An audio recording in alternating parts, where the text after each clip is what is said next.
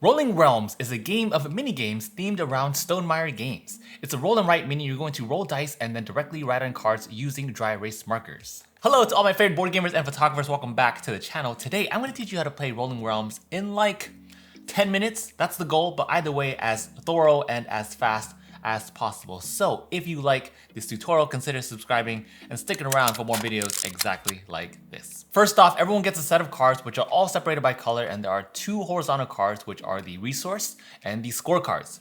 The vertical cards are your realm cards. Then give everyone a dry erase marker along with an erase pad, and then you just put the dice right in the center, and that is set up for Rolling Realms. Now, how do you play this game? The very first thing you do in turn is to roll these two dice. And this is going to be a shared result across all players. So let's say I roll a 5 and a 4. From there, I'm going to take that dry erase marker and then write a 5 on the leftmost spot on your score card. And then I'm also gonna write 4 right next to it. And I'm gonna fill up these spaces going from left to right, top to bottom. So all of these squares are going to be used for the very first 9 rounds of the game. So you roll dice and then you record those exact numbers onto your score card. From there, you're going to be activating your realms. The next thing you do is activate your realms, meaning you can assign one die once, each in a different realm. You can't activate the same realm more than once per turn. Here's a lightning quick recap. Let's say I roll a 3 and a 2. First, I write 3 here on my scorecard along with 2, and then I'm going to assign one die value to between two cities. So I'll use 3 and put a 3 here. And then I still have one more die left over. My other two realms are Viticulture and Scythe. So between these two, I'll go ahead and put a 2 here and assign that value for this particular grape, which we'll talk about in a bit. Okay, from there, the game adds another layer of complexity. What if I don't want to assign any particular dice to a specific realm? What if I want to modify those dice or a die? That's when these resource cards come into play. If you don't want to assign your die to a particular realm and or if you want to manipulate your rolls, you can actually choose to assign a die value to a specific resource. So for example, pumpkins here let you adjust dice. Hearts and coins let you gain extra dice. All you have to do is circle how many resources you gain. So if I roll let's say I roll a 4 here, and I don't want to assign that to a particular realm. Instead, I can actually circle 4 pumpkins, 1, 2, 3, and 4, and then from there I have 4 pumpkins to use as a resource. You can also use resources at any time, and on the very left side, it will tell you exactly how much it costs to use a specific function. So for instance, if I want to adjust a die plus or -1, it's gonna cost 2 pumpkins. So I'm going to cross out this pumpkin and that pumpkin, so from left to right. Now I can adjust this die, so I can make this 4 into a 5.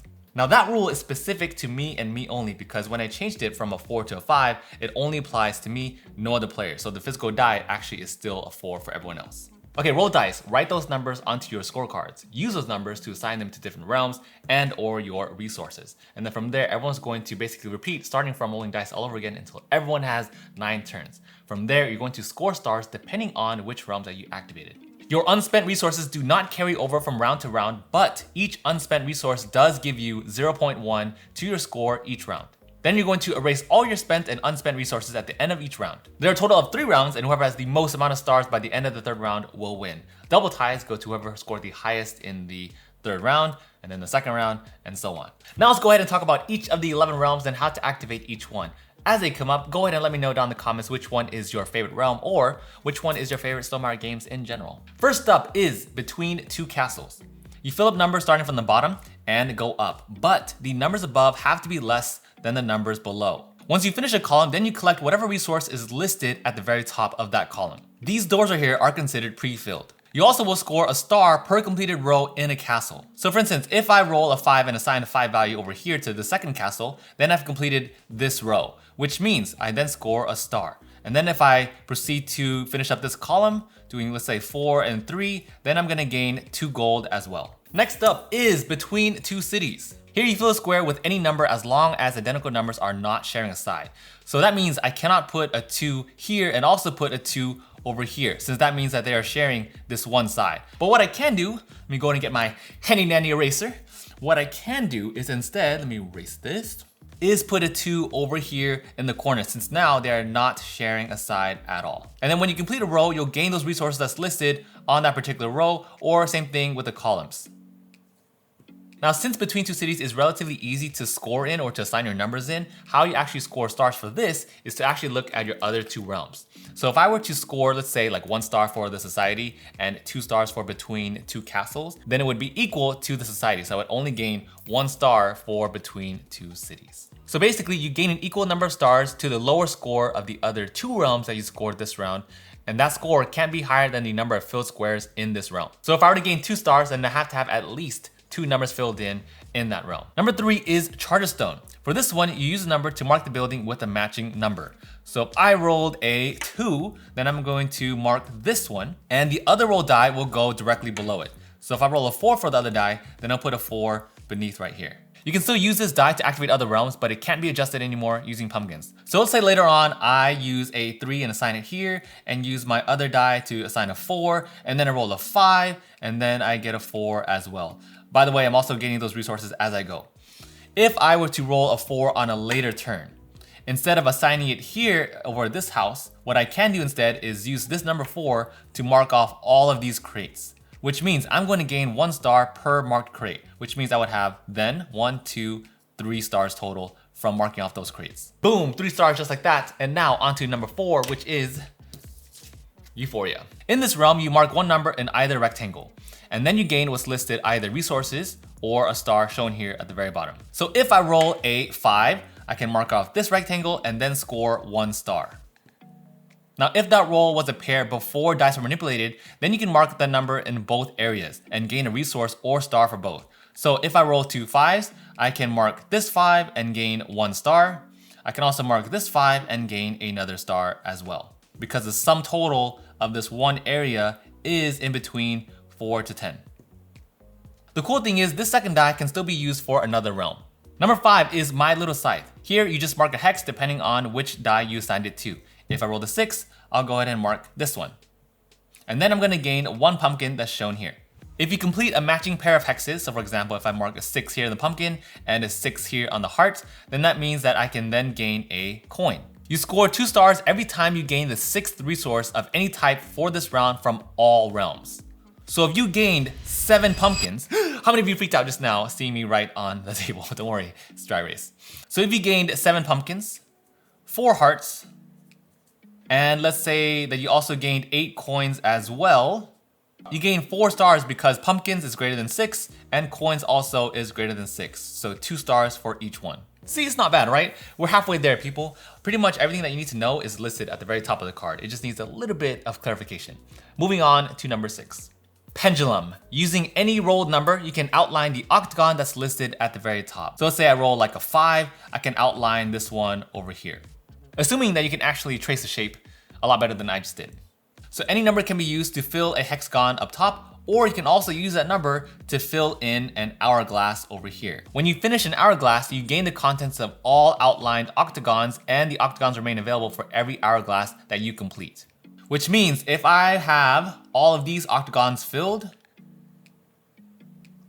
and then I complete this hourglass, I would then gain all of these resources outlined in black. And these contents remain available. So then if I were to fill up this 6, I would still gain everything listed here plus whatever I then outline afterwards on future turns. Now when you finish an hourglass, you also score stars for each outlined octagon with a star in it. So if I were to finish this hourglass and have 1 star outlined, then that means I would gain 1 star. Next up is the society. In this realm, you just put any number in any card as long as the numbers above are higher than the numbers below. And as you guessed, completing rows, you score the listed resources. If I fill up this row, then I gain a heart and a coin. Now you also notice that there are stars behind the cards. In order to gain these stars, all you have to do is fill up these mini pyramids inside. So if I have a 6 here and I have a 5 here and a 4 here, then I would gain 1 star for filling in this mini pyramid. Same thing with this one. If I have this one filled in as well, I would gain another star. And then lastly, if you fill in this entire pyramid, then you would gain the last 6th star. Number 8 is Scythe. If you assign a die to the top row, then you gain that resource. If I roll a 2, then I gain a heart. You can also assign a die to the top row, pay the listed resource right below it, and then gain a star. In this case, I would have to pay 1 pumpkin in order to gain 1 star. Now this is helpful because instead of using 2 different turns, one to assign a die to the top row, and the next turn to assign a die to the bottom row, and then pay the resources, all of that can be condensed into 1 turn. Does that blow your mind knowing that the mechanics are exactly like Scythe? 3 more to go. Tapestry. Each die is going to give you a certain shape, and then you're going to use that shape in order to fill in these white squares listed. If I roll a, what number have we used in a while? 2. If I use a 2, I get this rectangle shown at the bottom. So I can use that to fill in this top section over here. You can also rotate the card and flip the shape as well. You just have to make sure that the shapes don't overlap with completed squares, including the pre-filled brown ones. If you finish a big square, then you gain the listed resource within that square. If you finish a column or a row of big squares, then you would gain the star that's listed as well. Number 10 is Viticulture. You can either gain a grape by outlining it and gaining the resource below it, or you can also use the sum of exactly 1 die and the value of at least 1 previously gained grape to fill a wine order that's equal to or less than its sum. So let's say I have a 3 grape filled in from a previous turn, as well as the 4 grape as well. And then I just rolled the 3 die. Using the 3 grape plus the 4 grape, that's 7, plus the 3 die, that's 10, I can now fill in this wine order.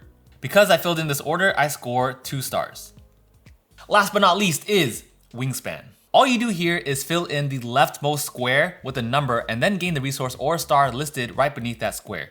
If I rolled a 5, I can assign it over here, and then I would gain 1 pumpkin.